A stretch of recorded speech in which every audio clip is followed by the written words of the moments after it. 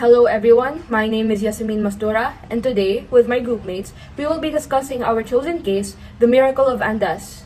Specifically, we will be discussing what the survivors of the Andes incident had to do, the taboo act of cannibalism. In our study, we aim to justify situations of cannibalism and remove the stigma that all people who commit cannibalism and taboo in general are inherently bad people. Most of society condemns those who commit taboo without a second thought. They do not consider the circumstances of their situations and instead take things at face value. With our study, we aim to promote critical thinking and open-mindedness so that people can come to a more sound and considerate judgment. Now, for the background information of the case. On the 13th of October 1972, a team of Uruguayan rugby players was chartered on an airplane that crashed into the mountains of the Andes. For 2 months, survivors were stranded in those mountains with no means of contact or rescue. In their desperation, they resorted to eating the corpses of those who had passed on. Not soon after their rescue, they were almost faced with criminal charges for their cannibalism. This incident, dubbed the Miracle of the Andes, has left several debates about whether or not the survivors did the morally correct thing. Throughout this discussion, we shall be presenting to you, dear audience, important concepts such as the theories of relativism, utilitarianism, and deontology, as well as the Kantian theory. For these play vital roles in justifying our group's claim that cannibalism is justifiable as a last resort means of survival.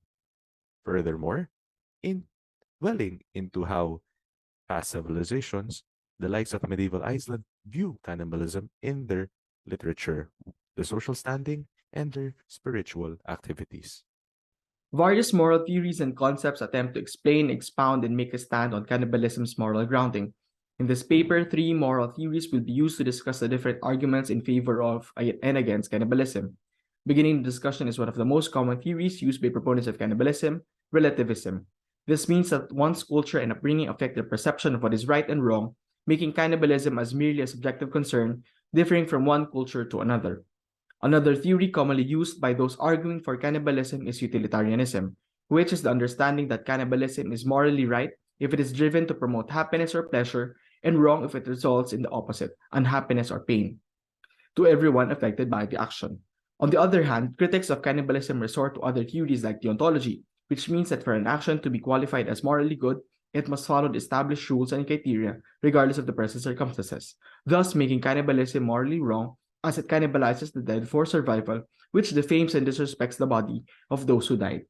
Nonetheless, these are only a few of the theories used by many in the collaborative discussion on the morality of cannibalism. Here are our two chosen journals that relate to our study. First is a journal by the philosopher Wisniewski titled A Defense of Cannibalism. Second, another journal titled Taboo or Magic Practice, Cannibalism as Identity Marker for Giants and Human Heroes in Medieval Iceland, written by Dr. Maraschi. Wisniewski's journal goes through several ethical theories where arguments are brought up against cannibalism. Wisniewski provides counter-arguments to each major argument, and by the end of it, he concludes that there is no actual way to condemn cannibalism as a whole, but it is instead morally restricted. His ideology goes that no matter what ethical theory is being applied, there will always be a situation wherein, if you reach the right circumstances, cannibalism is morally ethical. The first theory, Kantian ethics, focuses more on the matter of respect and personhood. Wisniewski argues that this argument is invalid because it is not clear as to what constitutes personhood. What is being eaten here is a dead person, not a living person who is able to form ends. What exactly makes a person needs to be universally established before this argument is invalid. The second ethical theory is utilitarianism. It argues that cannibalism will cause pain to the loved ones of the person being eaten. Well, what if they consent to their loved one being eaten? What is the problem here if the person being eaten doesn't have anyone who loves them? It should be fine as long as no one is truly upset over their loved one being eaten, such as the case in tribes where cannibalism is accepted and even celebrated as something religious and sacred by the community. Lastly, he discusses quasi-Kantian ethics that follow a more religious stance, This theory believes that cannibalism is immoral because it disrupts the original state of the body in which it was born in, and it should be valued as something sacred and sanctuous. But is the decaying of a corpse not disrupting the natural state of the body? What about piercings, tattoos, and even braces? Following this logic, even life-changing procedures such as heart transplants and amputations should be condemned as well. Because it is unclear as to what is a violation of the human body, this argument is not cohesive enough to dispute every case and situation of cannibalism. The second journal, by Marasti, gives an in-depth look at cannibalism in history and what previous civilizations thought about it. One point he brings up is how back then, people who were trying to survive and were starving had to eat the dead just so that they wouldn't die. These people were called hooligans, while the rich would consume the dead in the name of beauty and pseudo-medicine. Marasti then asks the question, was cannibalism condemned negatively on a regular basis? According to Marasti, it is important to study the previous understanding and viewpoints of cannibalism. It helps us understand as to how such thing developed into a taboo and where the line between civilized and uncivilized is drawn in the eyes of people. Marasti's work presents to us the discussion of moral boundaries and how vague and hypocritical society can be, even from years before. The miracle of Andes gives us an idea of how consumption of human flesh has some kind of connection with the doubtful intellectual abilities of the eater, therefore showing the desperate risk the survivors took, which led to lifelong trauma, yet managed to save them from impending death. A case of quasi-cannibalism for the survivors, none of them turning into flesh-mongerers. As such, the label of otherness comes into play after the incident, and public forums would shame them. Hence, a moral debate ensues if what they did was inhumanly immoral or justifiable.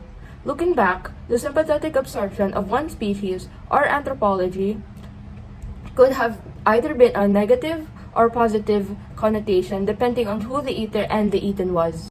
For the possible objections of this case, we discuss the content argument of treating other human beings with dignity and respect, and how this argument has been debunked in the context of cannibalism.